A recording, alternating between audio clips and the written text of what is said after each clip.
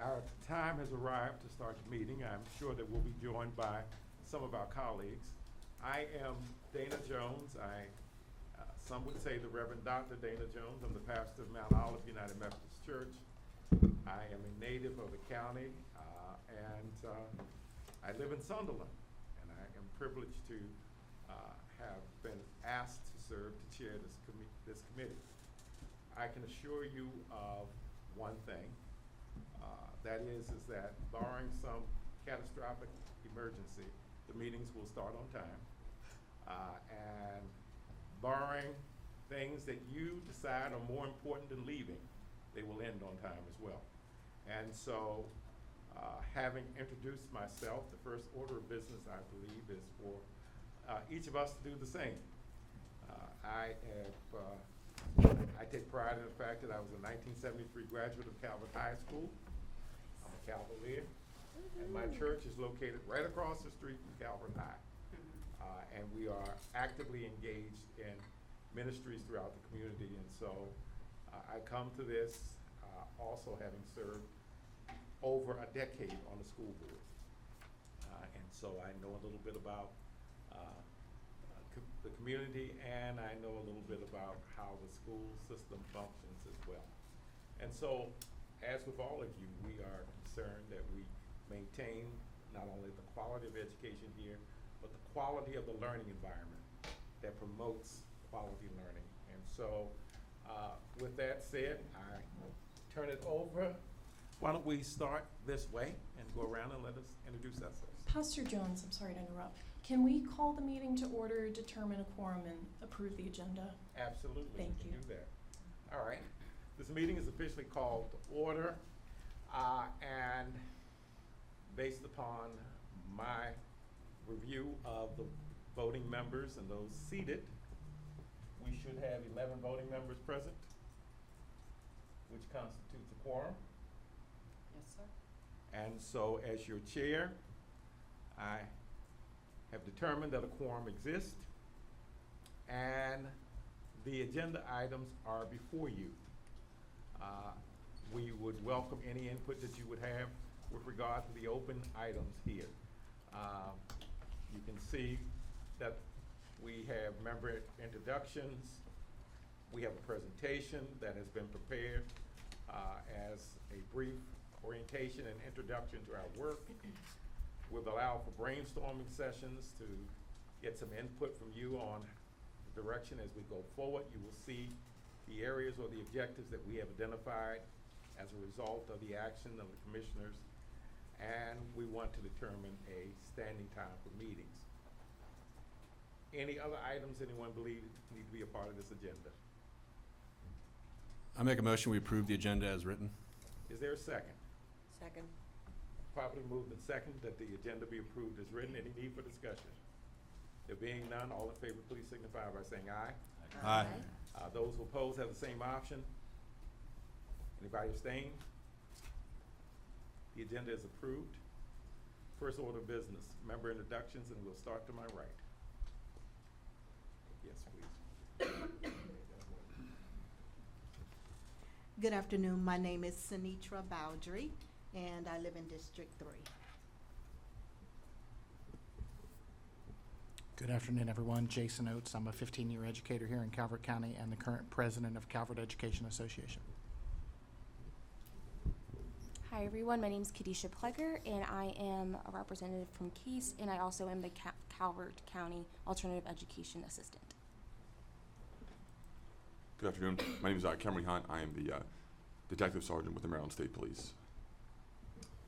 Good afternoon. My name is Nick DeFelice. I'm a corporal with the Calvert County Sheriff's Office.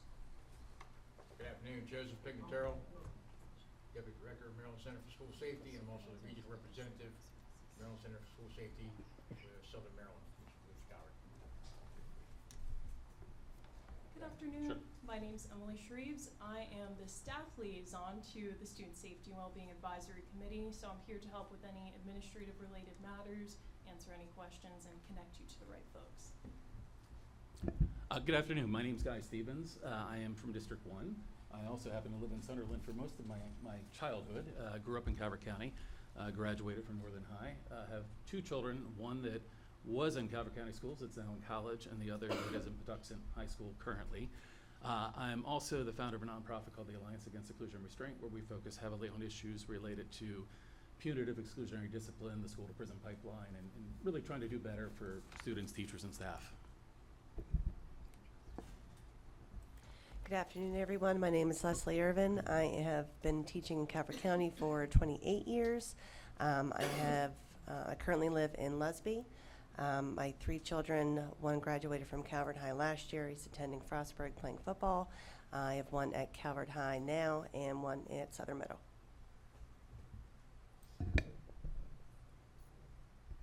Good afternoon. My name is Deborah Harris. I'm born and raised in Calvert County. My children, as well as myself, all graduated from Calvert High School. I'm retired from Calvert County Public Schools as teacher and supervisor of early childhood programs. Very active with youth in my community and as well as in my church. Good afternoon. My name is Dr. Brandon Temple. I'm also on the Veterans Affairs Commission, and I'm active duty military. I live in Huntingtown, and I'm representative of District 2.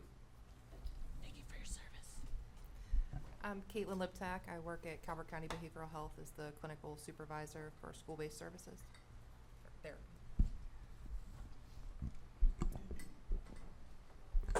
Good afternoon. My name is Denise Dickerson. I'm the interim director of behavioral health. Good afternoon. Linda Turner, Deputy County Administrator ex officio to this committee. We appreciate everyone's time for volunteering for this committee. Thank you. I'm also a graduate of Northern High School. Good afternoon. I am Erin Lowe, the Director of Communications and Media Relations with Calvert County Government and also an ex officio member. And we have a couple of participants joining us virtually. I believe we have Dr. Marcus Newsom. If you want to go ahead and unmute yourself and introduce yourself. Good afternoon. My name is Marcus Newsom, and I served 16 years as a school superintendent in urban, rural, and suburban districts, and I also led the Virginia Superintendent's Leadership Academy. Currently, I serve as a senior advisor for several education companies and president of the National Bible College. It's a pleasure to be part of this committee. Thank you. And do we have any other virtual participants?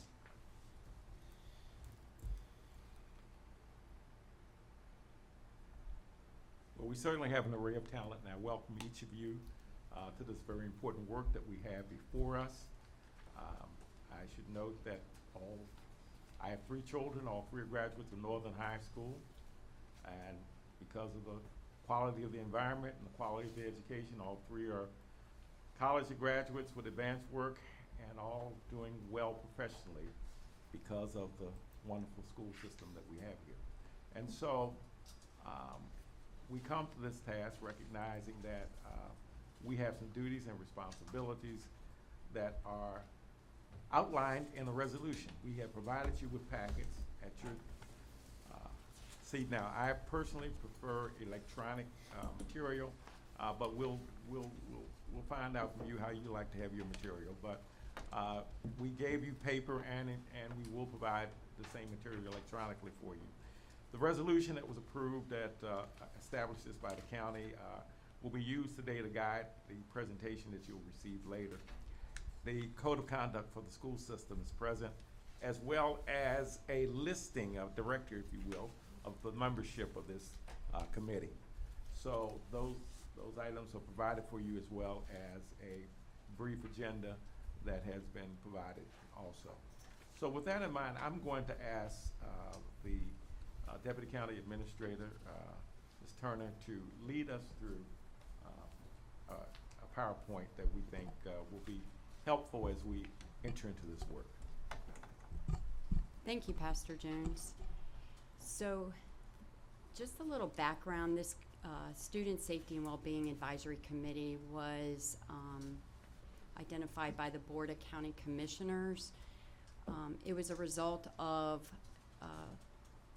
inquiries by parents, some complaints, and just concerns about what was happening in the schools.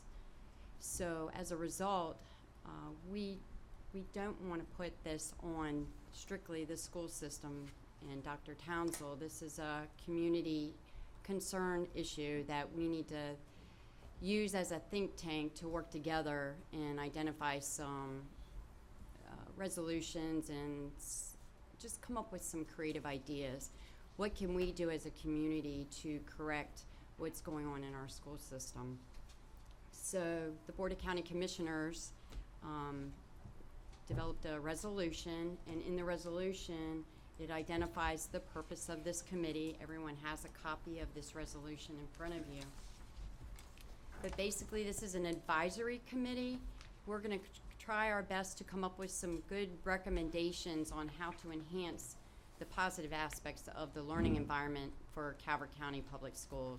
And what can we do to improve the culture overall in the primary and secondary schools. We're not limited to any particular recommendation. This is going to be, you have diverse backgrounds, and we need to tap into everyone's background just to come up with some really good transforming solutions for the school system. So that's pretty much the purpose of this committee. So we really do appreciate, we understand this is voluntary, and we appreciate your time, and we know you have a vested interest because we did interview quite a few of you, and just listening to your passion, I know you're here for the right reason, and we thank you. So the authority, as I said, this will be an advisory committee. We will be coming up with, as a group, you will come up with some recommendations. Bottom line, we'll have quick wins, short-term recommendations, and long-term recommendations. We'll go through what does that mean, but ultimately the conclusion of this committee will be submitting a final report to the Board of County Commissioners. So next slide. Serving as the advisory capacity, we're going to be focused on the safety and well-being, what programs are being offered in the schools, what policies are in place. As Pastor Jones mentioned, we do have the Student Code of Conduct sitting in front of you. And then what are some initiatives we can put in the schools that will help improve the culture and the safety of our students. We want it to be a creative learning environment for our students. And Dr. Townsell and his administration have already put into place some policies that are already reaping some positivity among the students. With the absence of cell phones, the students are now paying attention to their teachers and their instructions. So that's good. And the hoodies, they were wearing their hoodies so that they could have headphones on. Those have been eliminated. They're not allowed to wear their hoodies while they're in classroom environment. And again, we'll go into what quick win, short-term and long-term recommendations, and what does that mean as far as the timing of us recommending them. So next slide.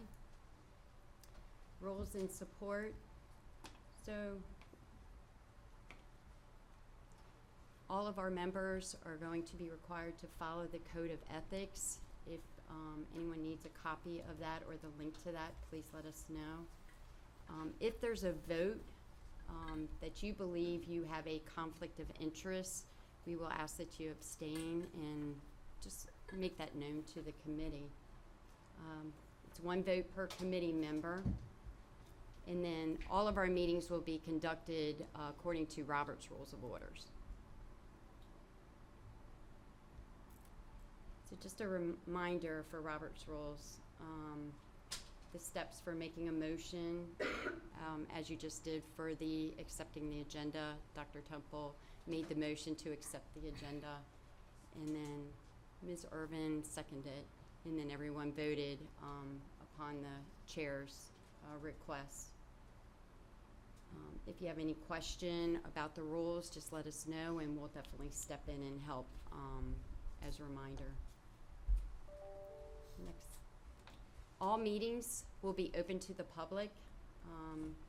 We don't have anyone here attending. We made the decision to have the meetings in person. We feel, after talking with Pastor Jones, our chair, that this is probably the best mechanism for us to be able to work together in developing recommendations from this committee. We did have a couple of members that had plans, and we expect that there will be opportunities that some of you will have to miss a meeting, but if you can attend virtually, we will make that happen. But our preference is that you are here in person. And our committee does follow the Maryland Open Meetings Act. So we are required, Emily keeps us straight. We did publicize today's meeting. The meeting will have to have a quorum present in order to conduct any of our business. If you are unable to attend a meeting, if you could just let Emily know, we appreciate that. And we will have minutes capturing all business that's conducted at each meeting. So Emily will have that documented, and then you will vote on them at a subsequent meeting. Any topics that we believe are personnel or meet the executive session qualifications, we will go into closed session. I don't imagine we will have many executive sessions, but we just want everyone to know that that could be an option. We do require that everyone attend the meetings. If you miss 3 consecutive meetings, it is an opportunity that the Board of County Commissioners may reevaluate and have a conversation with you to see if maybe you would need to have someone step in your place. And then just a reminder, financial disclosure statements are required from each of us. So if you haven't submitted your financial disclosure, if you could do so within a day or 2 of this meeting, we'd appreciate it. And Pastor, that brings us to our brainstorming session for today. Do you want us to proceed, or? Yes, continue. Okay. So we each have different varying backgrounds, which is awesome in identifying recommendations. Emily took the liberty of coming up with some ideas that maybe we could focus on and just brainstorm, and there's papers around the room. So if you can't read them, general safety, security measures, transportation safety, prevention of school violence, emergency preparedness, and then mental health well-being. And then we have cybersecurity and online safety. The thought here is to help the committee members by bringing groups to you for presentations and presenting any data-related information that would help you in formulating a recommendation for the schools. So we could go topic to topic and identify what are some, maybe a nonprofit. I think Jen and I have had some nonprofit discussions. There's, I know, with the Maryland Center for School Safety, you have a lot of data that your committee's looking at. Maybe there's an opportunity for us to have you do a presentation and present any programs that you're seeing around the state that could possibly help our school system and improve the safety and well-being. We have representatives from the sheriff, state police, we have the health department, we have retirees from the school system. There's just a lot of varying backgrounds. So how do we get back to good quality learning that our students deserve? And with that, I can turn it over to someone that wants to speak from their background. If you have any ideas, we can start documenting them on the papers. Some of our thoughts, there's a lot of data out there with varying groups. So maybe we want those groups to come in and present to us. So, anyone want to start? So as an educator in the county, we do, at least at my school, I'm at St. Leonard Elementary, we don't make any decisions unless we have looked at data. So I think data is going to be a very important piece of what we need to be doing. And then as we reflect on that data, we do a lot of notices and wonderings, and we do something called staying low on the ladder of influence. So you don't jump to conclusions because you see certain things. So you literally focus on what you're counting, what you're seeing. And there's a couple of protocols that we use quite a bit at my school that kind of helps you to stay focused on what you're seeing and not allowing yourself to kind of jump to conclusions about what this data might be saying. So I'd be willing to share that information, but I think data is absolutely where we need to be Absolutely. driving Thank you. our work. And having said that, what data sources do you think are critical in your thinking? So when I think about data for the county, the things that we focus on at school, attendance is one of them. Discipline, so the number of referrals, who's referring, what are those referrals for? I think that would be a really huge piece for us to take a look at. In that referral piece, also looking at students that are in ISI or are getting expelled or suspended, you know, those pieces along with within the discipline category, I think would be important to see. I'd also be interested to look at data, whether it's male, female, the different ethnic backgrounds, you know, to break it down by subgroups. So the demographics. Yeah, by demographics. And then I know that the school system does parent, student, and staff culture and climate surveys. I know that at my school we take a look at that a few times a year just to make sure when we do our school improvement plans that we are focusing on the areas where parents are saying that they don't understand things or they need support. So maybe taking a look at that so we get a piece from, since we don't have all of those groups represented here, they have used their voice to fill out that survey, so that, you know, some of those pieces might be good to look at too. You mentioned school improvement plans. Yes. Can you explain? Yeah, so with school improvement plans, we take a look, again, depending on data, finding where our greatest area of need is. Is it in ELA? Is it in math? And then once we determine that, we'll look at specific grade levels that are showing high areas of need for support. I run the Title I program at my school, so that's specifically what my job is. And then we take a look by demographics to make sure that, because I'm also the equity liaison for my school, that we are using an equity lens to make sure that we are providing the support to the students that need it, and making sure that we are always including data in our decision making. We don't ever, you know, if a teacher says the student needs support, in what area and what's your data to support it. So the school improvement plan kind of lays out what the data is showing, where support needs to go. I have a budget that I get to spend each year, so my pieces for that kind of coincide with the school improvement plan because we are a Title I school, so we get extra funding from the federal government to help support some of our needs. So the plan just kind of lays out specific strategies that we're going to be doing in the areas of academics and culture and climate. And most school improvement plans do that. Okay.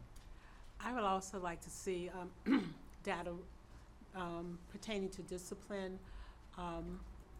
and what were the actions taken because of the discipline, so we could be able to see what's effective, most effective, and things that have not been effective discipline measures.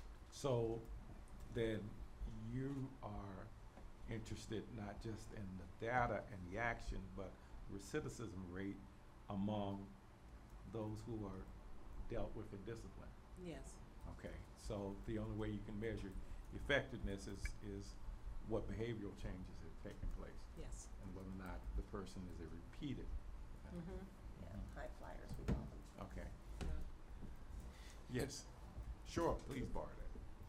I'd also like to look at, I'm a speech language pathologist. I work for special education. A lot of kiddos have 504s, and in those 504s are behaviors constantly because they have a disability, whether it be a neurodiverse disability with their brain, whether they have a diagnosis of autism.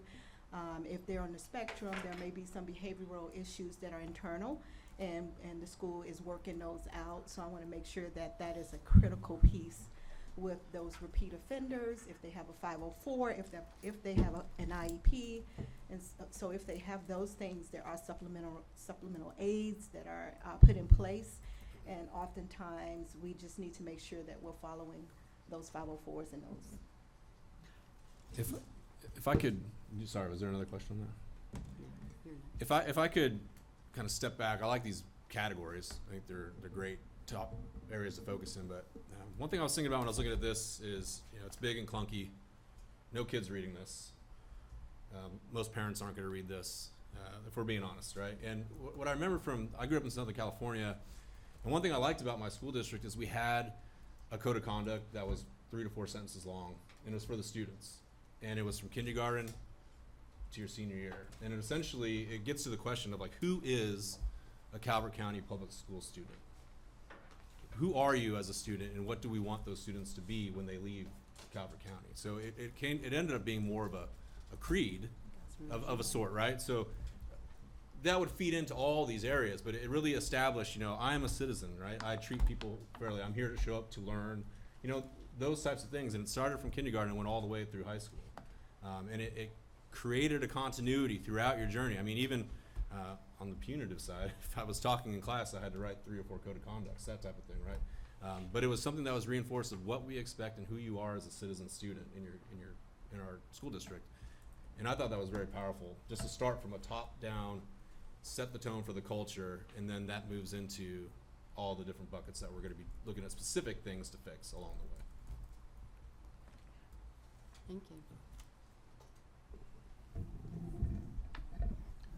I just want to echo the importance of the data, but even more fundamentally, what is the problem we're trying to solve? We frame this as safety and well-being, but that's really general. I want to know specifically, what are the problems? Why and why now? Why is this a problem? Why is it a problem now? What are we seeing that's different? And for that, we need data. We need data that looks at year over year. Are we seeing a difference? I mean, right. I think it probably goes without saying that the pandemic certainly played a key role in some increases in trauma, stress behaviors. But I do think it's really important that we're very specific about what it is we're trying to solve. Because if we're not specific about what we're trying to solve, we're not going to know if we've reached a solution. And I think we should align with making sure that our goals are smart, that they're measurable, that we can really kind of keep things accountable. I would also call this the context, because it becomes important to understand that while we're influenced by the media and while we're influenced by what is happening with regard to school violence around the world, I think we also want to look at our context. So definitely trends, if you want to look at them pre and post pandemic. But I want to also just say something as well. For I don't know how many years, I served on what's called the Maryland Spending Affordability Commission. It is a committee that determines or suggests an alignment with the governor's budget and the General Assembly's work. And for no less than 15 years prior to the pandemic, every year the state of Maryland overspent on mental health for juveniles. And one of the rising budgets items the state of Maryland has been, for over a decade, has been an increase in the need for mental health services for teenagers and preteens. And so while we're talking about the impact of mental health and behavioral outcomes that we're seeing in the schools, we are also facing a phenomenon that is not simply driven by the pandemic and the absence from social engagement. This problem has been brewing for years. And so I hope we do not find ourselves thinking that COVID created a monster that we're finding a response for now.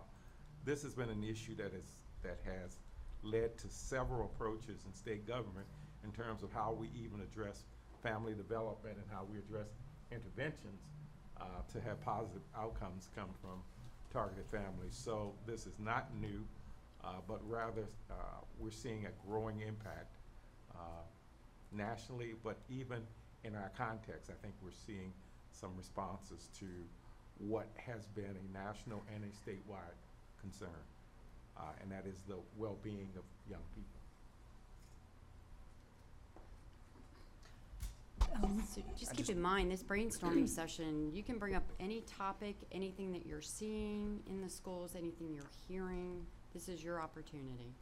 I just want to chime in on a couple things that I've heard. So one thing that probably I'm the only person in the room that would know about, because it affects maybe Leslie, but affects CEA members, is that we release every year 2 documents, one for elementary and one for secondary staff, that takes the student code of conduct and kind of breaks it down into a more educator-friendly for those particular grade levels, and gives you an index of where do I find these things. And then it adds some additional resources. You know, here are behavior goal sheets, things that we can do. So I'd be happy to share those with the rest of the group. That would be I think great. that's something that's helpful, because for most of our educators, that does work along with the code of conduct. Now, with that being said, and it's already been mentioned, this is a huge document. So then you throw 2 more 50-page documents on top of it. So I love the idea of, there is a 1-pager that our students sign, and every student in Calvert County Public Schools signs it, but when you find that page, you also notice it lists like 85 things that they're agreeing to. Okay, so let's be honest, if they didn't read the 85 pages, they're probably not reading the 85 things on that list. So I would love to see, I think that's great feedback from this committee, that could there be something, even if it's on that 1 page, that if that 1 line is the only thing that you see that you sign, that you're on board with. I think that's huge. And then to follow up what Mr. Stevens had said, I do think we have to keep in mind, I think we should be data-driven for sure. Each of our 4 high schools processed over 1,000 referrals last year. So when we are looking at data, if we were going county-wide, we'd be talking into the tens of thousands of numbers of referrals. And everywhere has different issues. For example, we have one elementary school that processed less than 20 referrals last year. So we're not looking at the same issues systemically, and we're not looking at the same issues from level to level. So I do think when we look at that data, that's going to be key for us to make sure, is it something that's attainable for us? Because even this committee, with all the minds we have going here, over 10,000 referrals is going to be tough to sort through to figure out what's important. Thank you. Next. Well, I was just wondering, and Leslie, you might be able to answer this, the social emotional learning survey panorama that's supposed to be implemented this year, what is that measuring, and what's the timeline for that? So I don't know a whole lot about that, but I will make that a task for myself whenever I get back to school. Okay. I have heard about it. We've been using something called Second Step in the elementary level, and I know that we have an online component for that as well. Within that, there aren't really any assessments that are given to the students. It's more about just bringing awareness to some different things that you might struggle with and how to handle them. But I'd be interested in getting some more information, and I can report back whenever we have our next meeting. Yeah, if that data, once it's done, is available like in an Yeah. aggregate form for this group to look at by school and by different grades and demographics, I think that would be really meaningful, because I do think it looks at like some of the things that Dana's getting to in terms of mental health and wellness. Right. Trauma, things like that. Yeah, I think what I'm interested in, it's, I'm glad to hear the numbers about the referrals, but what happened with them? I'd like to know on the preventive side, I'd like to know what happens with those referrals. Are we equipped locally to respond to the issues that seemingly lead to more violent behavior? So I would assume that someone who is certainly better credentialed than I knows what those indicators are. And subsequently, I'm sure that we are using external to the school system support systems that are available in our community. And my question is, are we resourced appropriately to provide the appropriate support to families and children to basically mitigate rising or escalating violent behavior? Yeah, if not providing it ourselves and having the resources in the community to provide it. Right. When I say ourselves, not Calvert County Public Schools providing this, but referring to other organizations that could help as well. Yeah. What are the resources? Where are they provided? Are they appropriately resourced financially? And let me just say this, as having gone around this circle and gotten this gray hair, I believe that families are, children are reflective of what's happening in families. Families are reflective of what's happening in the community. And if we have communities that support both children and family well-being, then, or the resources to do that, then we're going to have positive outcomes. And so let's not see this as a school system issue. The school belongs to us. The school system belongs to this community. And what comes out of that has to be reflective of a larger culture and the impact of a larger society. And so I want us to look at this in the context, not in the isolation of 30-some or 40-some buildings with a few thousand people working in them, overseeing maybe 15,000 children, but in the context of a community of 100,000 people have resourced this community in such a way that we're going to have positive outcomes for families and children. I also would like to see, I'm not sure if this is available, what are the specific concerns that teachers, parents, as well as students have with school safety? I don't know if that's something that's available, surveys, I'm not sure, but it'd be really interesting to see what is it that is the concern that brings us together. Are those surveys anonymous?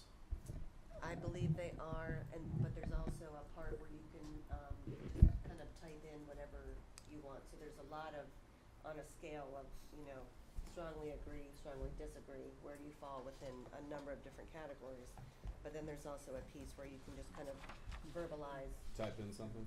Because I worry about that too, because you can fill in the dots and bubble and strongly disagree. But, I've heard stories from people have approached me personally on some things since they found out I'm on this committee. And I'm not saying that there's a culture of like suppressing anybody's, waving a flag, but in any organization, there could be a reluctance to cause waves, right? And some people might not feel comfortable doing that, even if you have the openness culture in your organization. Right. So giving somebody the outlet to provide that feedback and so we have the numbers, we're talking about the quantitative data, and if we have the qualitative data behind it of, hey, these are some of the anecdotal experiences of teachers, staff, and students, that provides the story to the numbers, I think. But I don't know if that ability to provide that anonymous feedback in a narrative type form is available. I just don't know. It's in the survey, it's anonymous. And that's for every school? Every school. Okay. Yeah. Awesome. So does it cover parents, teachers, Yes. and? There's family, there's staff, and there's student. And I think that part of this committee's work is, also getting information out to the community from what we're doing. And as we all know, surveys are only as good as how many people fill them out. And that's always a problem of getting the people to respond. But it's like, plain and simple calls. Hey, we need this information. If you want anything to change in schools, if you're complaining about school safety or you think you want, then you got to help out too. This is, like you said, so this is a community event, right? This is a community of families and citizens who all have stake in this game, and we need their input to it. And I think we need to push that as hard as we can to get folks to fill out those surveys across the schools. And I just want to add to what Dr. Jones was saying about the mental health. I think behavioral health is critical, starting with ages 3 all the way up to 12th grade. And I think that it's very, very important that if we don't have that data about what's happening in special education in terms of behavioral health, whether these kiddos have 504s, whether or not they have special education IEPs, and if those are followed, or if there's enough behavioral health in our school. If not, do we have an avenue outside of our school, like behavioral health care programs, that we can help our children to see, because that is a huge issue where parents are having to take their kids across the water, where Anne Arundel County or Kennedy Krieger Center, they're being put on waiting lists just to work to understand the behavior of their kiddo if they're neurodiverse. I think that's critical. I think that's an important data point that we need to understand. If we're going to look at data and we're going to look at behavioral issues, I really would like to understand if these kiddos have some type of emotional or behavioral issues that ties them to some type of behavior that they're given. And can we support that as a school system or as a community? I've got a couple quick things to add. I mean, one, I think in addition to data, stories are important. And we were hitting that with the survey, but you know, I'd love to see an opportunity for the committee to invite some administrators, invite some teachers, invite some community members, invite some students to share their concerns with us in person. I think hearing those stories, hearing those experiences can be even more powerful than kind of drudging through the results of a survey. So I think that's really important.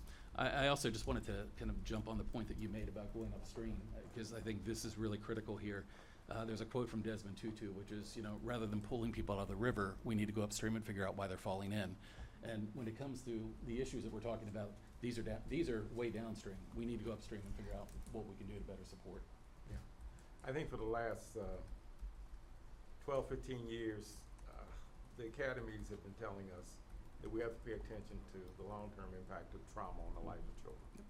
So when we look at ACEs or adverse childhood experiences, I think we're finding that the school systems are responding oftentimes to situations that are not what you would call your standard approach to education, but rather what happens when the socialization and the brain development is impacted by adverse conditions prior to you even entering the learning environment.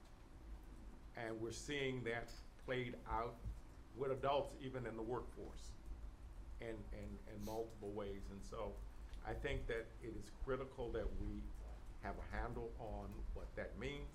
And it's interesting, my colleague talked about talking to people who are in the system. There's some neighborhoods of higher concentration. I'd love to hear from some people in communities because they see these children acting and interacting in their neighborhoods. The behavior that I think we want to prevent is not learned behavior from the public school system. It is behavior that is generated in families and generated in communities. And so I don't want us to lose that as part of our context.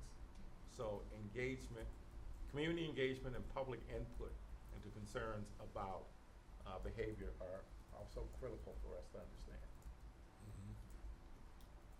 Absolutely. You know, I think we should understand, though, that there is systemic trauma as well. There is trauma that happens within systems of care, and education systems are systems of care. But when you look at, you know, the impact of punitive and exclusionary discipline and the link with the school to prison pipeline, we know that those things can have an adverse effect as well. So I think it's important to keep that in mind. Sure.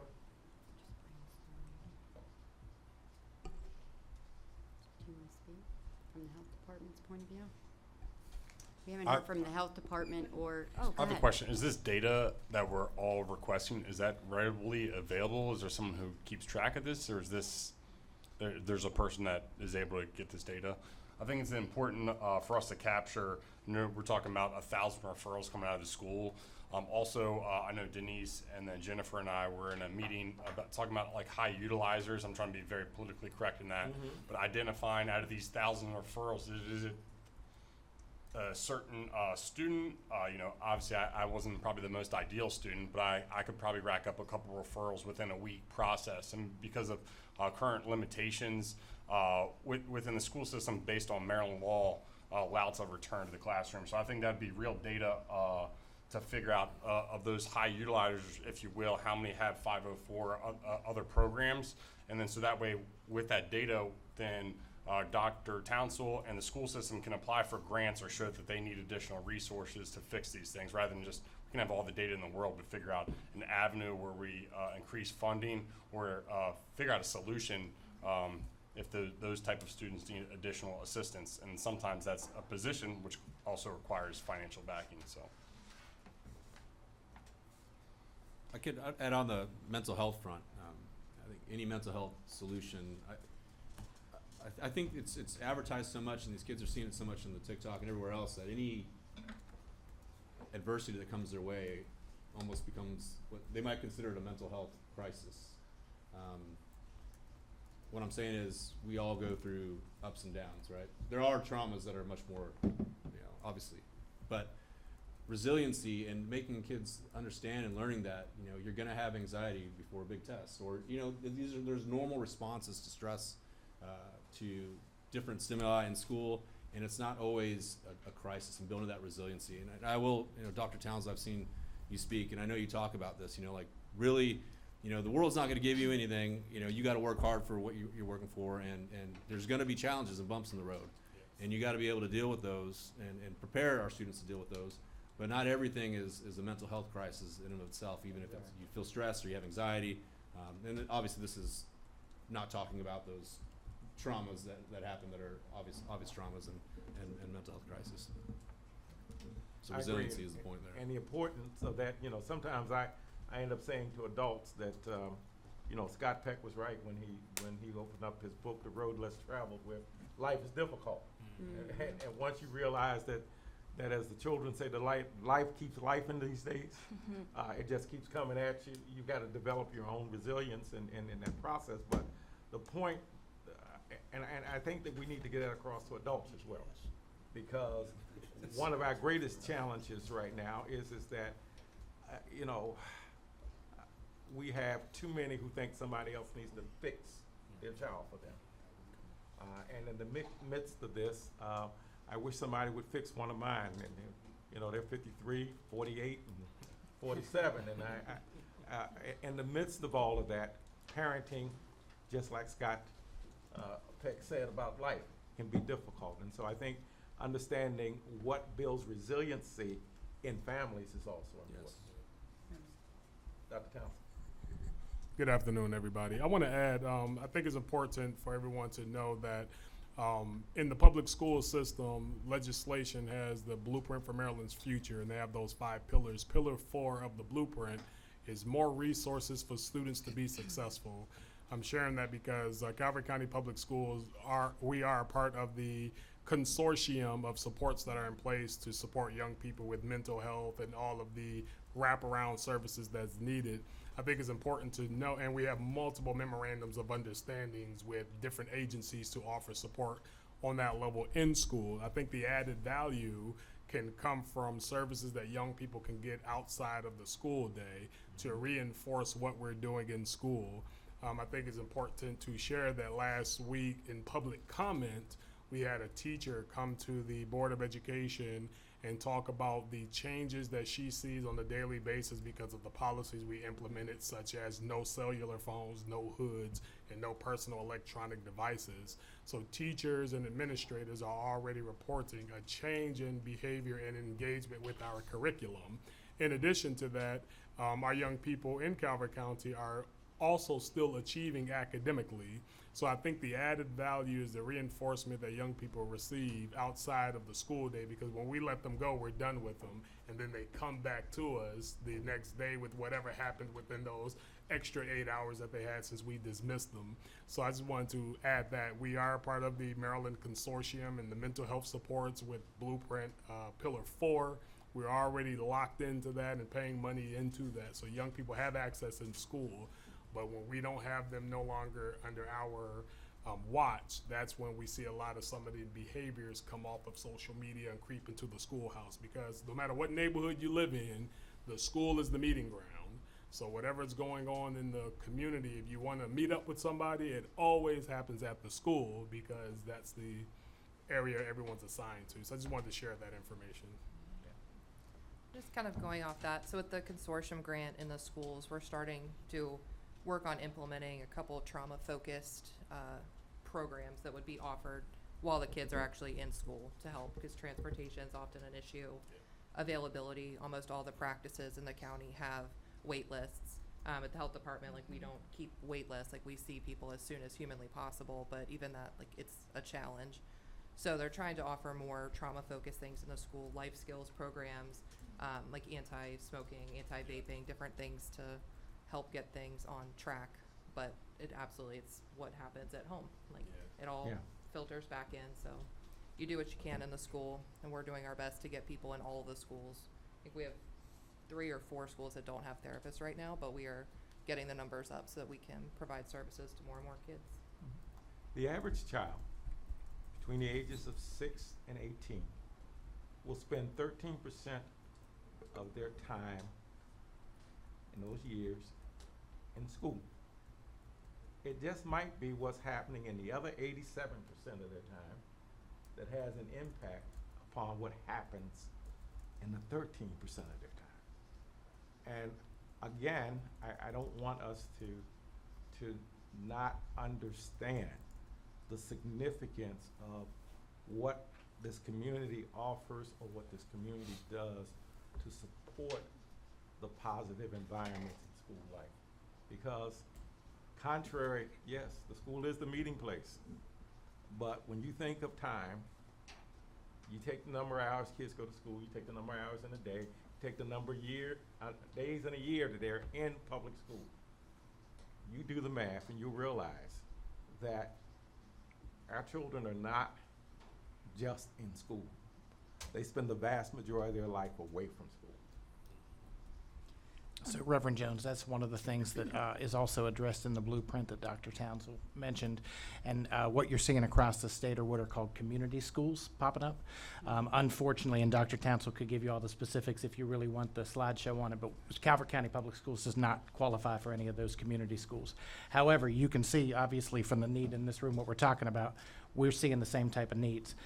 And Dr. Townsend's already fought and begged for every position and bit of money that we can get at this point. However, maybe that's something we can look at across the state to see what are these community schools doing that we can find a way to implement here, even though we may not have that person in every building who's a full-time staff to be the one implementing the community school. Are there things that we're already doing here in Calvert County that could match up with our school system?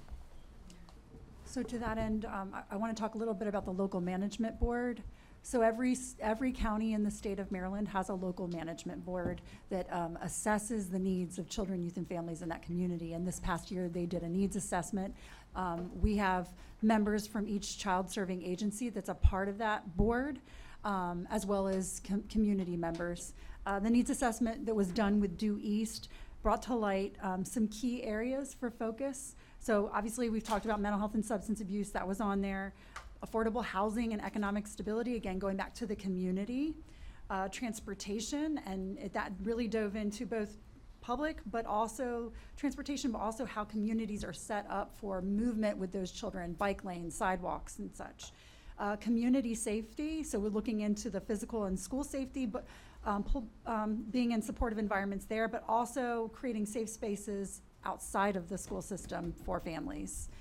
Early childhood support, so needing quality childcare, early education programs, and then collaboration and resource coordination across sector to have more strengthened partnerships and collaboration, which we do have more partnerships. I can tell you that having worked with the school system for a very long time, there was a period where we were backing kind of out of those MOUs, and to see that adoption again of those partnerships is awesome. I can't wait to see what's possible with that mindset. So thank you, Dr. Townsend. I also wanted to talk a little bit about the Enough Act, because we are eligible for capacity building funding with that. And right now it's with a specific population area in our county that feeds into the Barstow Elementary School, that area, that census block there.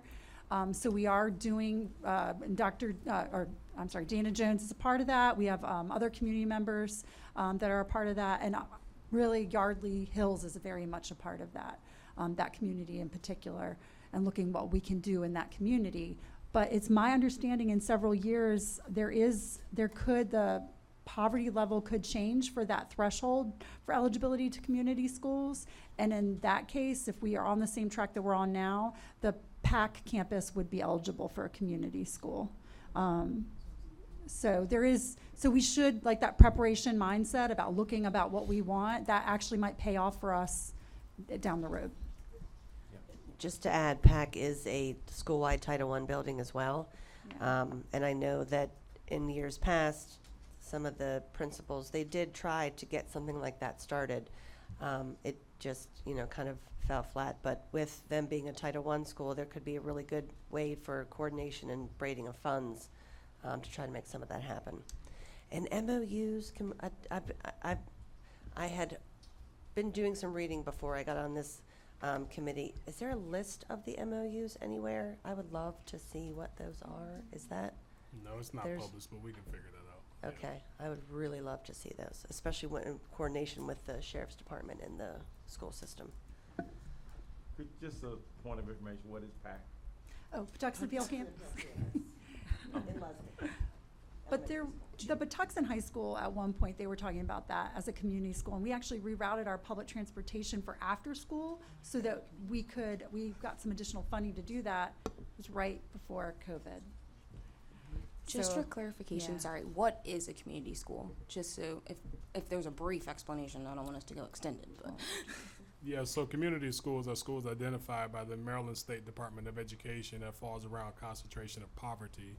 So it's some of our lowest performing schools and young people that come from high areas of poverty.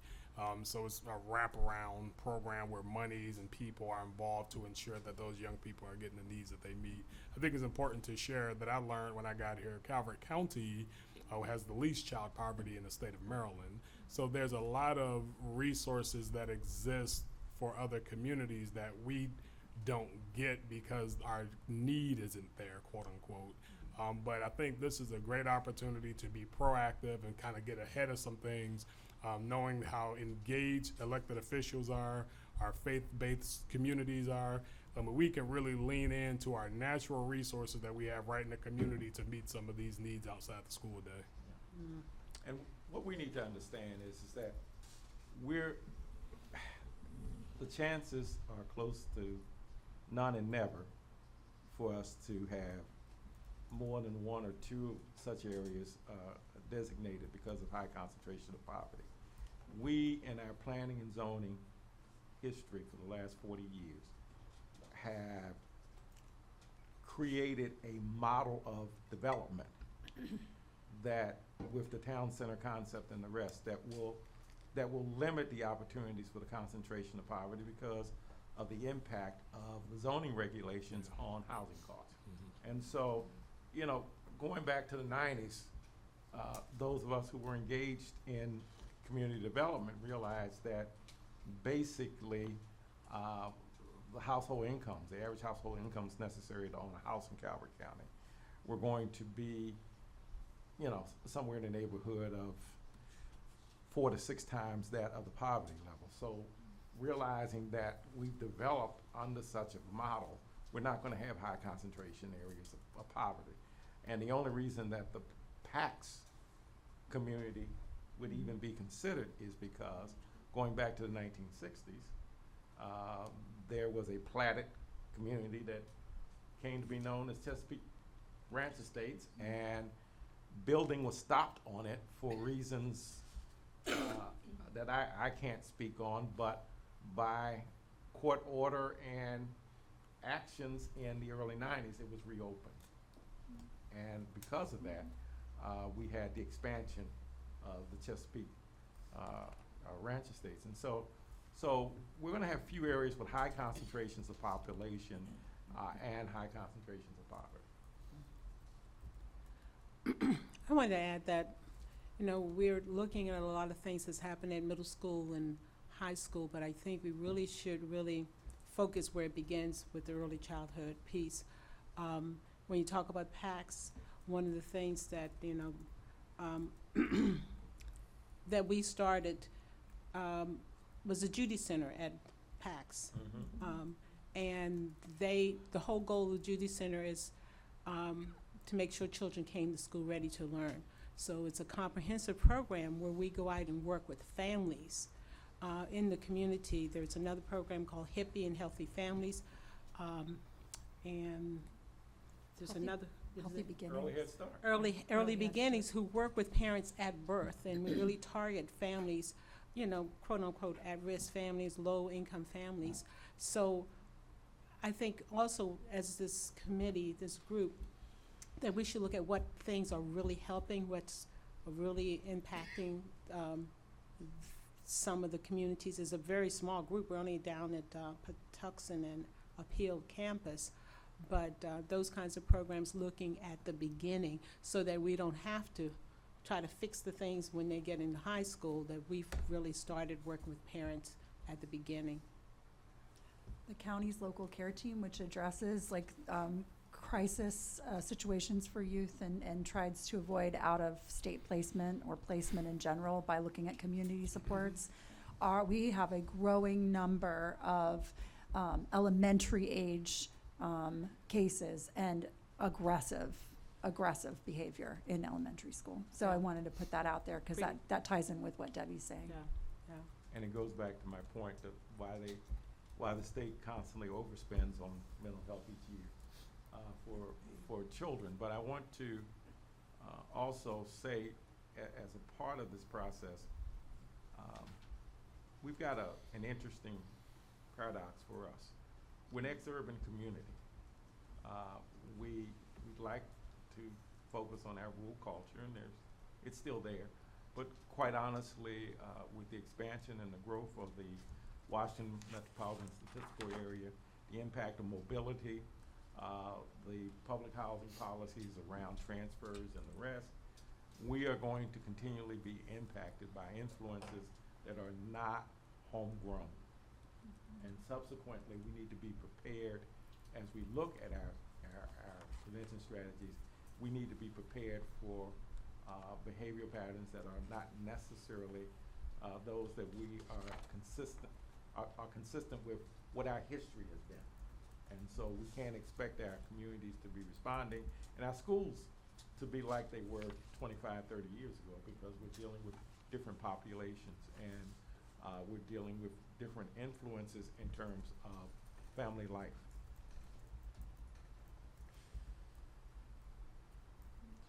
Next, anyone who wants to chime in with something? This has been certainly enlightening. Sure. I do think that family life is critical and the community is critical, because when we do data, we can't identify the students per se. We do have to connect with the families. And I think that is a good start, is starting with the community. I like the Judy Center idea. I know that some data that I can remember vaguely is that 69% of the African American kindergartners are not ready in Calvert County. That's a huge number in Calvert County, and so it talks about, what are our parents doing and what is our community doing. I know, being the president of Concerned Black Women of Calvert County, we are interested in seeing ways that we can help the community to teach our children how to continue to read, to create phonetic soundness and awareness, and perhaps this committee could be a part of getting grants or something together so that we can prepare our children behaviorally and academically.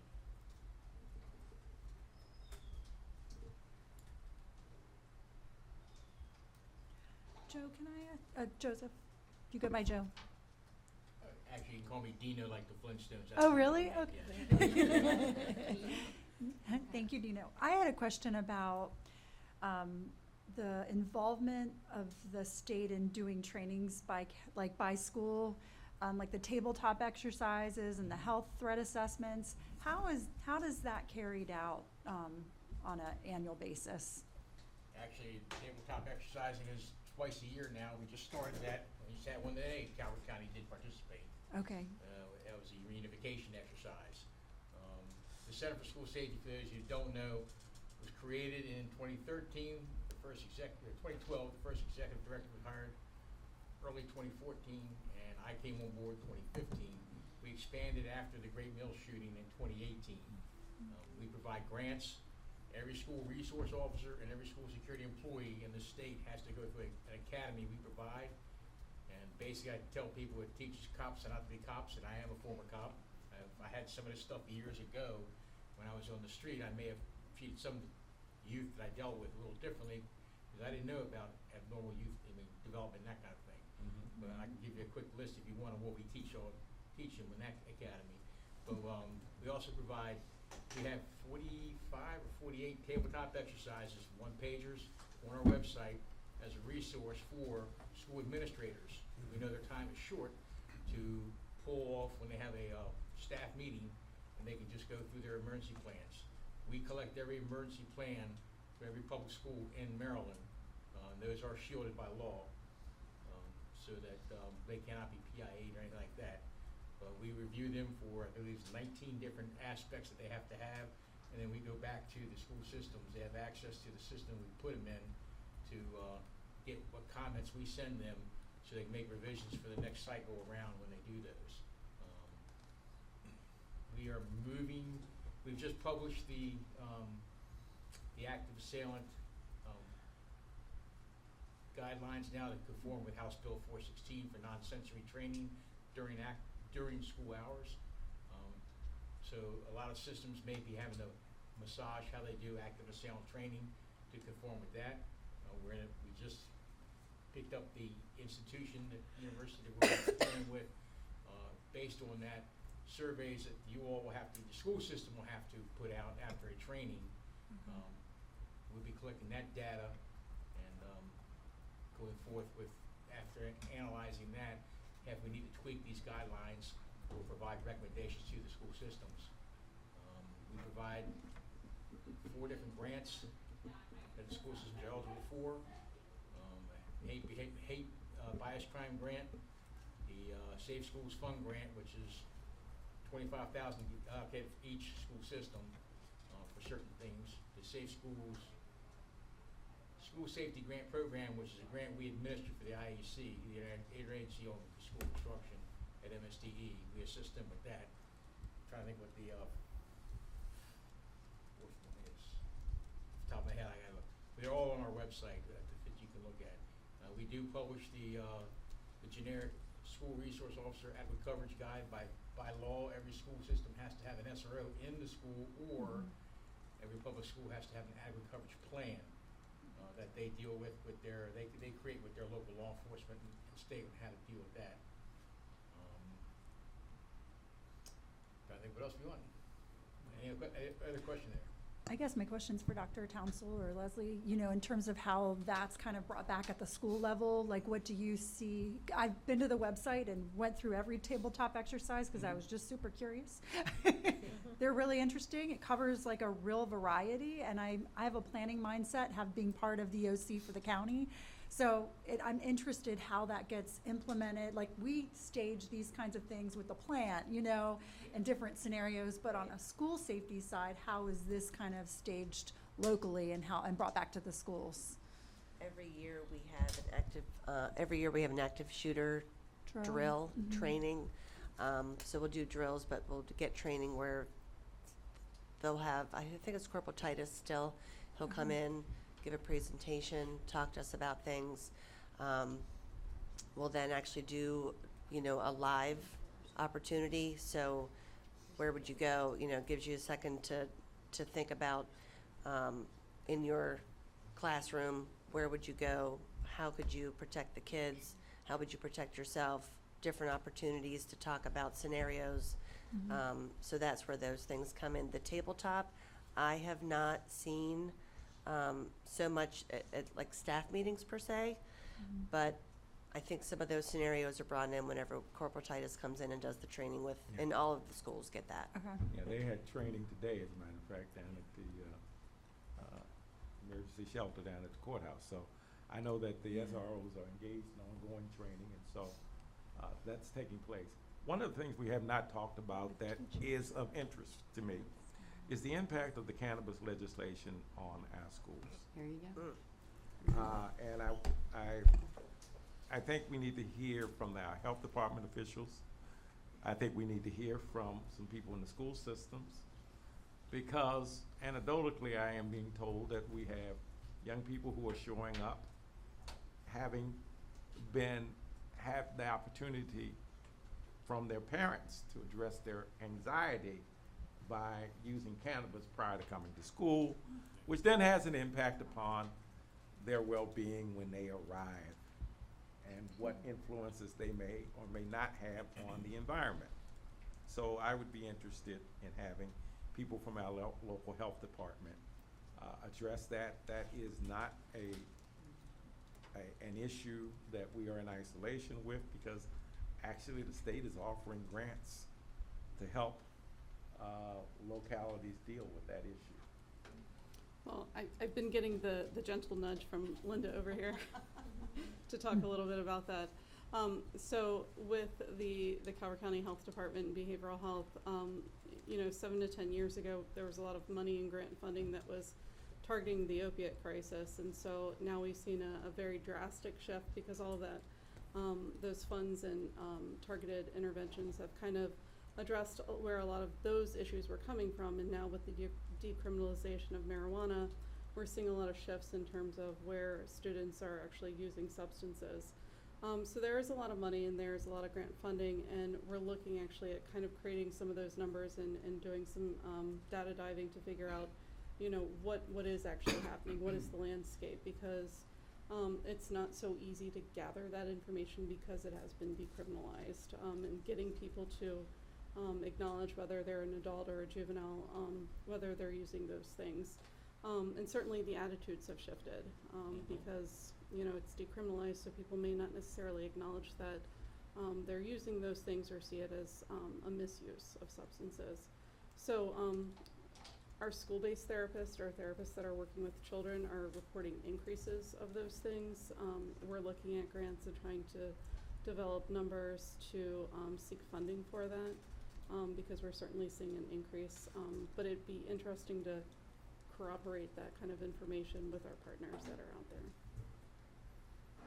I can tell you that I'm just going to speak for students because I've been in the school system for a long time, and I have kids in sports, and when I go to sporting events and I see, I mean, the kids that I've had 10 years ago, but they still come to me and they first have to answer how their grades are, and then how are they behaving, are they staying out of trouble.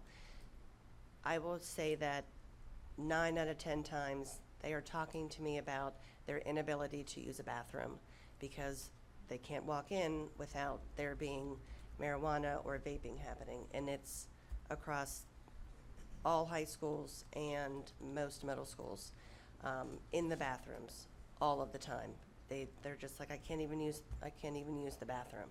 So I think that that's got to be, and this is just, you know, anecdotal data that I'm getting myself, just because I still am very close to a ton of my students. And every single time, I don't even bring up that conversation. It's just something that they feel that they're stressed, they're anxiety about it. There are kids not using the bathroom an entire day because they can't go in there because they don't want to ingest or smell or have to deal with that. So I don't know where our list of priorities would be, but we can address that. yeah, So I'm I'll going to tell you share. that that's going to be a big That's one on been my a list. conversation that we've heard as well. So Yeah, our I know Board we of have. Education utilized the rest of our ESSER funds, elementary, secondary, emergency relief funds, Yep. 3 COVID-19 money, the last batch, to purchase halo sensors, which are vape detectors and smoke and marijuana scent aroma detectors that go in every last one of our middle schools. We piloted it in Calvert High School last year. With the monies, we decided to identify it to be proactive by putting it in the middle school. Now, if we identify more money in the future, as you know, we faced a major budget shortfall last year by losing $22.5 million Right. due to the expired payment in lieu of taxes agreement. Yeah. Now that that's back in place, my prayer is that we can retrieve that money and not have that held against us this year. But we did spend nearly a little over $250,000 outfitting our schools with halo sensors to detect vaping. So we have to wait and see at this point, because Right. we've heard that loud and clear. I know you And have. the school has adjusted that. And my lens, I think it'd be very helpful. I shared this previously. There are a lot of tobacco shops, and when you walk in, it's not really tobacco. You know, I was looking for cigars and I saw vapes all over the place, you know. Everywhere. And what I've learned is that's why young people are getting their devices from. And these are high quality technology devices, $200 in some cases. And the question is, how are we advertising not selling to young people under the age of 18 years old? Because that's what's happening. It buys local, and then you conceal it. We don't have metal detectors. Right, right. So then it's concealed and it's brought out at an inappropriate time, obviously, and it should never be in the schoolhouse. So I think it's important to amplify or even go on a campaign about the dangers of smoking and vaping and all of those things. I mean, different billboards throughout the county. I think if we just put our heads together, go on an advertising, marketing campaign of the dangers of and how it's not allowed in our community, I think that add value to our school system.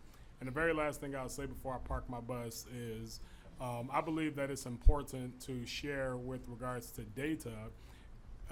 There are privacy laws that are in place that we're not allowed to release because of young people being identified. and that's lost. So I think when we talk about surveys, it's important that that's community-based. A lot of our young people go to church. A lot of our young people have family members a part of Lions clubs, Elk clubs, whatever. Get the data from there, and then let's see what we're talking about, because the school district and school board have a way of collecting data and keeping that so they can make goals for the district. So I just want to add that value of information that is not, okay, school, give us this, because by law we cannot, because young people can be identified. But I think when we're developing surveys, if we keep it in the community and in districts, the way this is set up, I think that is where the bang for your buck is. Do the students know about the halo detectors in the middle schools? If they watch our videos, the public meetings, they'll know. Right, 'cause I'm just wondering if they are even aware that that's happening. So I'll be clear, we just approved that at our previous board meeting, so Okay. they're not all the way installed yet. So we Okay. have a date for installation. But our young people get the hint very quickly. It's something that hangs in the ceiling. The good news is that it activates a camera on was the my next outside question. of the bathroom, so, you know, once it goes off, it see who's going in, who's going out. Right. You know, so it's very high tech, and we think it'll add value to being proactive for that. Excellent, I love it, thank you. No I problem. appreciate that info. Sorry, my daughter's in the bathroom, so I'm speaking from over here. And that's why I think prevention in that campaign is so important, because kids will find a way. Yeah, They'll figure out what those halos are, and they'll find a way and a place to do what they want to do. yeah. So I think it's a great tool also, but the prevention is so key to that, just so they just don't want to do it, right? They will find a way to do it. And so, I also want to know, how can we increase the enforcement, the law enforcement? You can't buy a vape until you're what, 21? Right? And so, Tobacco you know, how can we go after these companies that are selling to underage kids? How can we enforce that with the law? There are operations that actually do that. I know, I'm going to speak on behalf of the Sheriff's Office, but I know that there are some operations that certain stores are checked. If we get any types of like tips from parents, we do check those stores as well. But it's only when we get involved with the community, when someone brings that to our attention, or when you know, something isn't covered from like an operation, there is hefty fines from that. But other than that, there's not much that we can do. Like I said, we try and do as much as we can, but if someone doesn't sell to, you know, someone under 21, or if it's not reported, a lot of the kids that are getting these aren't telling their parents, hey, I can go to this store and get this. They're telling their friends, but then we never know about it. I definitely believe our community would get the message if we go on a campaign. For example, we have Calvert broadcast, we have billboards. We just need to, you know, brand imprinting for later infatuation. The same way you hear click it or ticket, you know, a lot of people still putting their seatbelts on because they remember the sign and that slogan. But if we hit that heavy just communicating by proximity, I believe it'll be in our young people's subconsciousness not to utilize or entertain that. And we're cracking down hardcore in school with how we're disciplining young people, even all the way down to the use of technologies. You know, we're holding young people accountable, and we are seeing a difference, but it really started with that communication piece. So if we can put all types of systems and stuff in place, but then now you got to advertise it and sell it. And that's really getting out there and speaking it, using our social media platforms and our broadcasting, our free cable that we have, and just have the stuff running nonstop. Our young people are running to it, and they'll get the message. And I do believe over time that will decrease. Yeah. And you just have to keep in mind that vaping and cannabis are the new alcohols. We dealt with, for years, we dealt with alcohol, and we had details that went out and tried to catch the folks who were dealing with underage sales and the rest. And so we've got, you know, we've got more work for you, basically. We've legalized more things to make them, to give you more things to try to prevent from happening. But that said, the other thing that, you know, a lot of times, I'm hoping at some point that we can hear from some school bus drivers, people who see young people before they even get to school, and people who may have eyes and ears that are different than what we hear traditionally in school. And so I'm hoping that at some point somebody from the drivers or contractors or whatever associations that they may have may avail themselves to an opportunity to share with us what they're witnessing and what they're experiencing. You know, what tools do they have? I mean, you're driving that bus and some boys getting a fight back there, you're on an island. Yeah, well, You're the only adult in the room, like what is their they got- procedures, what are they allowed to do, you know, all that stuff. I would love to hear that from them. Yeah, and they've had, well, thankfully they've got cameras now, but in the midst of all of that, I used to always say that that's the only place in the world where you would cut 60 teenagers loose behind you as you were trying to keep a car, a bus in line going down the road, a school bus. But in the midst of that, perhaps we will hear from them. I know it's Domestic Violence Prevention Awareness Month, and so one thing we haven't talked about is infant partner violence in the schools, and to the degree that that's being assessed. I know that was a question that came up this week from the commissioners, last week from the commissioners when we did the proclamation, is what kind of healthy relationship education is done within the school system or out in the community. And is there any means for tracking that? I mean, we do have statistics, obviously, like protective orders and peace orders. I don't know how they break that down, though, to find out who's impacted by age. Yeah. I want to, again. I don't think it is. I want to, again, I agree with this is an important topic, but I would hope also that one of the things that comes from here is the sense that these children belong to this community. Mm-hmm. And the children that are in our school system, I want them to be able to come out to read like geniuses. I want them to be able to calculate and compute some of the greatest formulas ever before scientific or mathematic geniuses have put before them. I can't expect that if I expect the school system to do everything except dress them in the morning. Okay? And we know that we're already redressing some of them because of inappropriate attire. So in the midst of that, I would hope that we are also going to be looking at recommending where in our dance schools, in our cheerleading clubs, in our soccer clubs, in our baseball traveling teams, and all of these other things that we're engaging young people with doing that other 87% of their life, that we might be able to get across some positive behavior education in some of those places as well.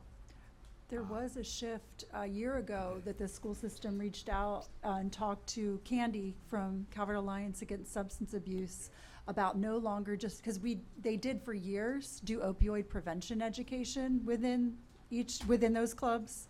And what they were hearing from the coaches is that there were topics that were more pertinent. And so now they have a relationship with the schools where they can reach out and work with those clubs. They can make a request for certain type of educators and then match those to those school clubs. So that I think that is a system now that is changing, that was built this past year. We certainly want to reinforce the fact that any positive behavior that can be taught to our young people away from school as well as in school, we want to reinforce that because, again, these children belong to us. They don't belong to those buildings. They belong to this community. Sure. I remember way back when, and I'm going to date myself now when I talk about the bear, Smokey the bear. Yeah. So we're talking marketing, we're talking strategies, we're talking getting into the community, and we're talking we are the representatives of safety. Why not from this group create a brand or a bear, I don't know, or something that represents what we do, and then create messaging behind that. And then once you create the messaging behind that, you keep using the same messaging for the next 1 to 2 years, but it has to strategically be planned so that we are all on the same page, we all know what's happening, but that to me is a great start as well. And then you hit those education, you hit those points of education, the pillars of education, which is early education, which is one of the pillars of the blueprint. And also you start hitting domestic violence, and then you start hitting the cannabis as well. So if you create a plan around all of that, and then you create a branding around that then people will start to listen a lot better. And you can also create some stories and ideas about how tactically and strategically to put it out there. Tie it to the creed that you were talking about. I agree with that 100% because you have to brand it, and then that's how people will listen, they'll lock in, and people will rally behind. And I think that'll be a phenomenal opportunity in the future. Okay, so we have a lot of great ideas that were generated today in this meeting. So Emily and I, along with Aaron and Jennifer, will pull together and categorize all of these themes that come from your ideas, and we'll include them in the meeting minutes.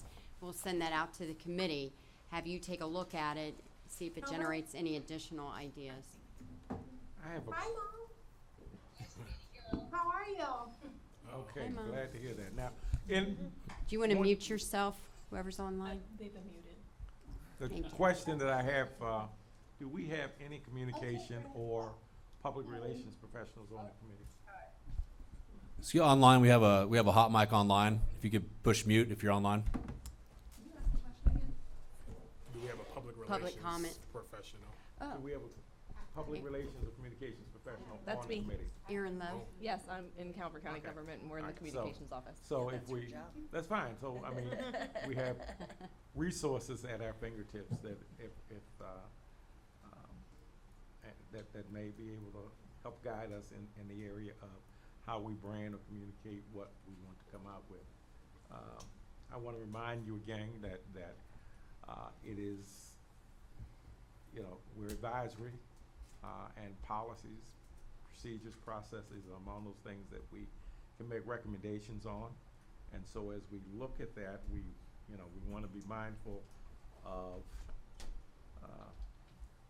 as the world vernacular may have us, about staying in our lane, because from a standpoint of what we can do operationally, we are very limited. And the resolution even goes even further, particularly as it pertains to supervising and instructing someone they should do whatever. But in the midst of that, perhaps we can make recommendations around this whole issue of student safety and well-being that does become a branding effort that the community can buy into. And certainly with the likes of the Kiwanis, the Optimists, the Masonic Lodges, the sororities and the fraternities, there are groups that are chartered and exist for the purpose of advancement of young people. So let's hope that we can find some like-mindedness in some of those areas. Any other thing that you want to add for the? Could I ask a quick question? Yes. I know one of the things we talked about early on, Dr. Townsend, I see you've got to run, but there was a question about data, and obviously there's a lot of privacy involved in that. Is that something that we're looking for the school system to provide, or do we have, and I know came up a couple times, is that something that we're looking for going forward?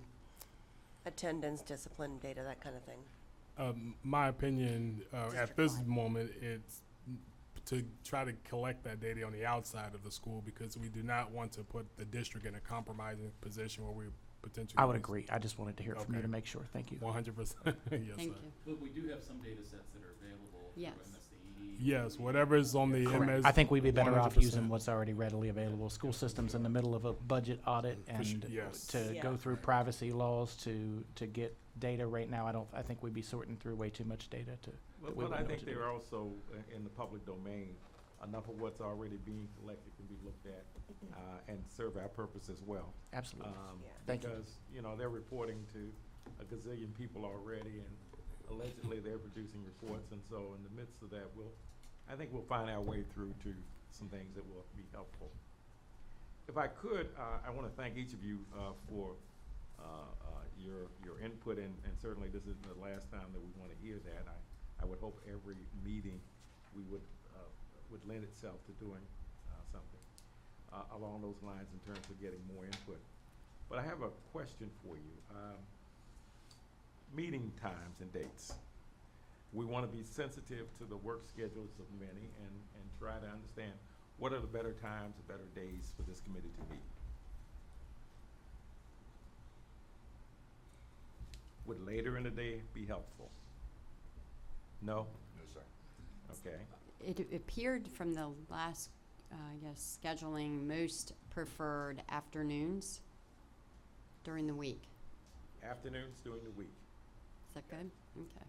So we'll have Emily send out a poll, and then, just like we did previously, and we'll have select a date for the next meeting. Is that the preference among the body? What's, what do we Monday have for, through Thursday in the afternoons? what do we have for recurrence? Every 2 weeks, 3 weeks, month? I think that's another thing that we're gonna talk about. The resolution requires us to meet at least quarterly. I think from the onset, we need to probably get together no less than monthly. Yes. Because if we don't, there's no need of trying to collect data. We'll just be coming back together and asking people, did you get that yet? So, may I suggest the third Wednesday of the month at 2 o'clock? How does that work? Does it work for everyone? Do we need to vote on it? Or we- Sure. I was gonna say make a motion. If you'd like to, I'll Can we do a entertain a motion? motion. I'll make a motion that we meet on a recurring basis until further notice on the third Wednesday of each month at 2 o'clock. Is there a second? Is there a second? Okay. I'd second. Properly moved and seconded that this committee convene monthly on the third Wednesday at 2 p.m. Is there any need for discussion? I don't see any hands. Then, all those in favor of the motion, please signify by saying aye. Aye. All opposed can say nay. Any abstentions? Let the record show the motion pass. All right, the next issue. At our next meeting, if you look at the resolution, you'll also see that this committee gets to choose a vice chair. And I want you, having heard and listened to each other, and certainly those who are not present today, affords you the opportunity to be in a situation where you may recommend or someone may volunteer, someone may want to fall on the sword and assume the vice chair position. So that will be an action item when we meet in November. So I want you to keep that in mind, and if you, in your exchanges with one another, perhaps identify the appropriate leader for that.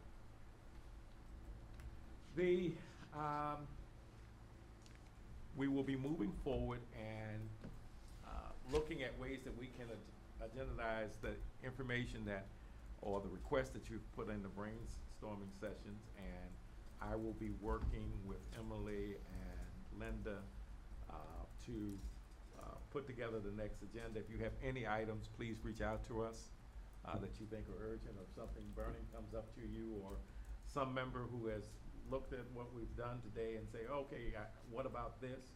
Please reach out to us. Realize that we're going to be open and receptive to your input, and so please don't feel as if you're being viewed as being indifferent or out of order if you suggest something to us. We are learning and growing together, and I will lead in that fashion. Finally, I want to offer an opportunity for any member of the public who may have a comment that they'd like to share. And just to let you know, you have 2 minutes to do that. Before we open the floor officially for public comment, I do want to read a statement that we have to read at all the commission meetings. In 1989, the Board of County Commissioners adopted a resolution seeking to maintain the order and decorum of the governmental process. Speakers will be asked to identify themselves and whether they're speaking as an individual or on behalf of a group. Speakers who are providing comment as individuals will be allocated 2 minutes.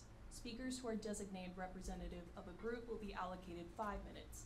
Those attending in person will be invited to speak first. For those joining us virtually, if you wish to speak, please use the raise your hand function, and you'll be identified by your screen name or the last 4 digits of your phone number if you're calling in, and you'll be unmuted one at a time. The Ethics Commission also asked that we remind speakers of public comment that lobbyists include those who seek to influence public policy, and lobbyists must register in advance. So if anybody in the room wishes to give public comment, please line up at the microphone right there.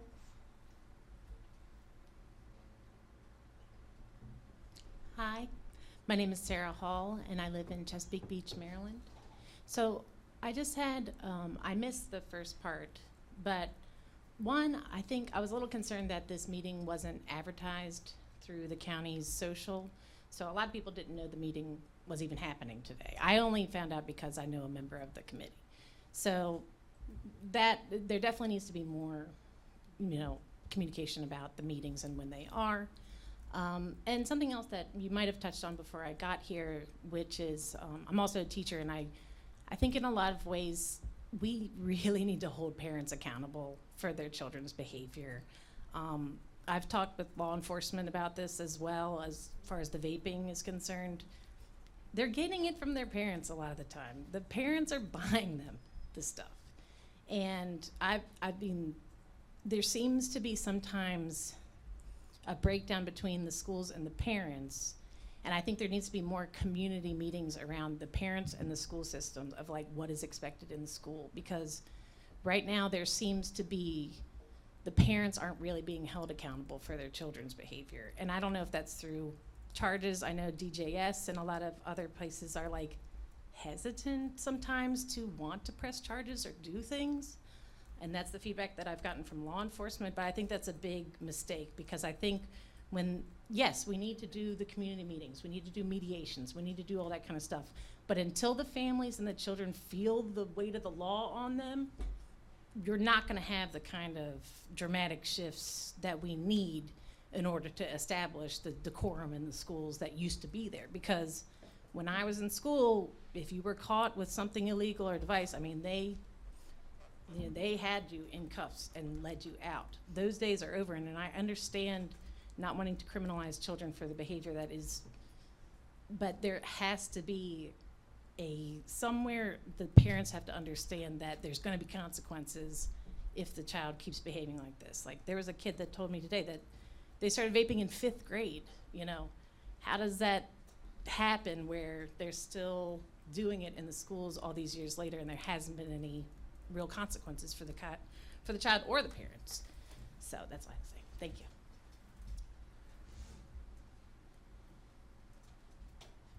Hi, I'm Claire Hill, and I'm a citizen of Huntingtown. What I wanted to touch on was that, so my concern is some of the teachers, if we open it up that we're going to have teachers writing referrals, some teachers have a higher theory of how the student should behave or what they find as offensive than other teachers. We need to have more policy and procedures where Dr. Townsell and some of the faculty members would write in exactly how that line would go, because I can't, as myself, I might ignore some things like they left their trash or their cups on their desk as they walked out. Some teachers would write a referral for that. So I'm just concerned that we write this so that it's fair across and the kids and the parents understand what we're talking about. That's where I'm concerned first. Some of the other things that were talked about, and I believe Mr. Guy, you touched on it and it really drove a note home. We have in this county the highest suicide rate for our children up in the entire state. In the state. In the state, our children are subjected to the highest rate of suicide. We need to do more in protecting our children's health, not just in writing referrals and what they're doing, but we need to be proactive in helping them. I know everyone here is here for the reason that you are accepting responsibility for the welfare of every child in this community, and I appreciate that. It's really needed because not every parent is stepping up and doing that. With that said, we need to ask the parents to be more involved, but we also ask, one idea I'm hoping is that we talk with the Sheriff's Department and ask them to work with us about the McGruff idea back in the day, or the DARE program, and going after the stores who are selling the tobacco to minors. We need to be the county that's most famous for going after anyone who sells tobacco or giving tobacco to minors, or anything that falls under that. Thank you. Thank you. Is there any other member of the community? present? We have several participants online joining us. If you'd like to give public comment, please use the raise your hand function now, and you'll be called on by your name on your screen.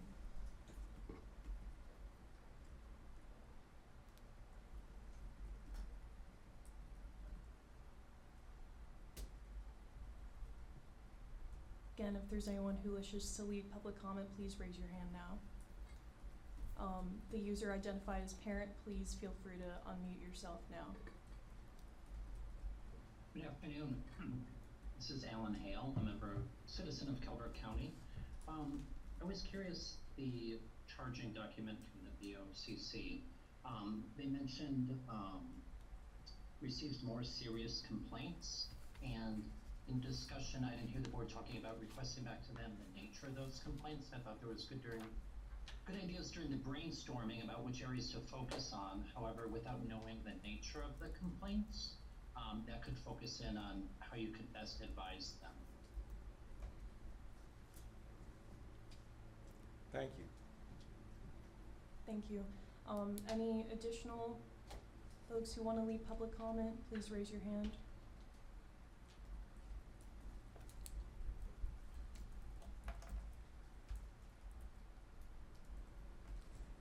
Well, again, I want to thank everyone, not only for your participation today, but for the members of the public who took their time to come and share with us and to enlighten us. And Mr. Hale, we thank you as well for your comments. And interestingly, that was the first thing that caught my attention as well, because I think that we have a lot of anecdotal situations that drive a concern. But I think as a nation and as a community, we need to be concerned about our children in general, not just what someone who's engaged every day when they share their frustrations. We understand that, but I also realize that the well-being of children in our country has increasingly been a challenge. I mean, Daniel Moynihan wrote a book about 40 years ago called Family and Nation. And a lot of sociologists and professionals say, you shouldn't say that, you shouldn't publish that. Well, we've had a decline in family structures that have been impacting the quality of life of children, and it just didn't start yesterday, and it didn't start in Calvert County. And so what we have to realize, though, given the advancement of in this communication age, an area that has historically been rural that is now exurban, if we don't get a handle on the culture and the environment, we're going to start seeing more urban-like behavior in our communities, simply because of the impact of media, which is largely driven by urban behavior. And so I think that in all of this, we have a monumental task, but our responsibility is advisory, and advisory to those who can make decisions and make changes. And so with that in mind, unless someone has another item or anything you want to bring before us, I am going to adjourn this body until the third Wednesday in November at 2 p.m. Please feel free to reach out to me if you have any questions or recommendations. I will do my best to work with our support team to try to have a draft agenda a week before the meeting. I would much prefer you know what you're coming to than the latter. And so, and it will also give you an opportunity to give us additions and changes that you may want to make. Anything for the good of the order? Just to make sure we're in order, do we need a motion to adjourn? We need a motion. I'll make Thank that you. motion. Thank you. Second. Probably moved and second that the meeting stand adjourned. All those in favor, please signify by saying aye. Aye. All opposed?